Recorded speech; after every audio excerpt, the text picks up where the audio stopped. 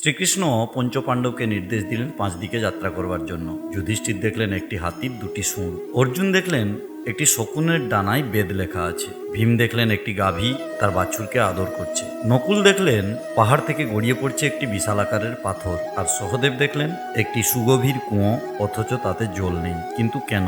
এই লীলার মানে কি? হিন্দু শাস্ত্র মতে যুগ হলো 4টি: সত্য, ত্রেতা, দাপর এবং কলি। দাপর যুগের শেষ ভাগে ভাদ্র মাসের কৃষ্ণপক্ষের অষ্টমী তিথিতে কংসের কারাগারে আবির্ভূত হন ভগবান শ্রীকৃষ্ণ।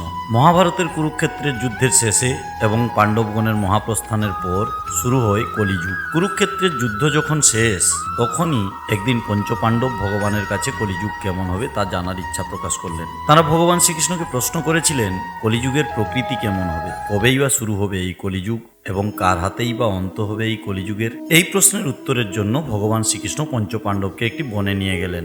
বললেন, এই জঙ্গলের 5টি দিকে তোমরা 5 জন ভিন্ন ভিন্ন অভিমুখে যাত্রা শুরু করো। যাত্রা শুরু করার পর প্রথমেই যে ঘটনাটি তোমাদের চোখে পড়বে সেটি আমার কাছে এসে ব্যক্ত করো। যেমন কথা তেমনি কাজ। পরমেশ্বর ভগবান শ্রীকৃষ্ণের কথা অনুযায়ী পঞ্চপাণ্ডবরা জঙ্গলের 5টি অভিমুখে যাত্রা শুরু করলেন। অরণ্য পথে যেতে যেতে প্রথমেই যুধিষ্ঠিরের চোখে পড়ল 2টি শুঁড়ওয়ালা একটি হাতি। এটি দেখে তিনি বেশ কিছুটা অবাক হলেন। তিনি এসে বাসুদেব শ্রীকৃষ্ণকে সেই কথা বললেন। শুনে শ্রীকৃষ্ণ বললেন, এই হাতির মতোই কলিযুগে মানুষ হবে দ্বিচারী, মিথ্যাবাদী ও স্বার্থপর। তারা মুখে বলবে এক, কিন্তু কাজে করবে সম্পূর্ণ বিপরীত। অর্থাৎ তাদের প্রতিশ্রুতি আর কাজের মধ্যে কোনো মিল থাকবে না। অর্জুন দেখতে পেলেন একটি শকুনের 2টি ডানায় বেদমন্ত্র লেখা আছে, অথচ সে নরমাংস ভক্ষণ করছে। এই বিস্ময়কর দৃশ্য অর্জুনকে মর্মাহত করল। তিনি ফিরে এলেন পরমেশ্বর ভগবানের কাছে এবং তার কাছে এ ব্যাপারে জানতে চাইলেন। শ্রীকৃষ্ণ বললেন, এই শকুন আসলে কলিযুগের ভণ্ড সাধুদের প্রতীক। কলিযুগে এ ধরনের ভণ্ড সাধকদের পরিমাণ বৃদ্ধি পাবে। দেশ এবং সমাজের বুকে যারা ধার্মিক ও জ্ঞানী হিসেবে খ্যাতি পাবেন, তারা মানসিকতায় হবেন শকুনের মতো। উপরে ধর্ম এবং জ্ঞানের বর্ম পরে থাকলেও এই মানুষগুলি আসলেই হবে শয়তান। এবার ভীম, তিনি দেখতে পেলেন একটি গাভী তার বাছুরকে চেটে চেটে আদর করছে, কিন্তু এত মাত্রায় বাছুরটিকে চাটছে যে বাছুরটির গায়ের চামড়া উঠে রক্তক্ষরণ হতে শুরু করেছে। ভীম এসে সেই দৃশ্যের কথা শ্রীকৃষ্ণকে জানালেন।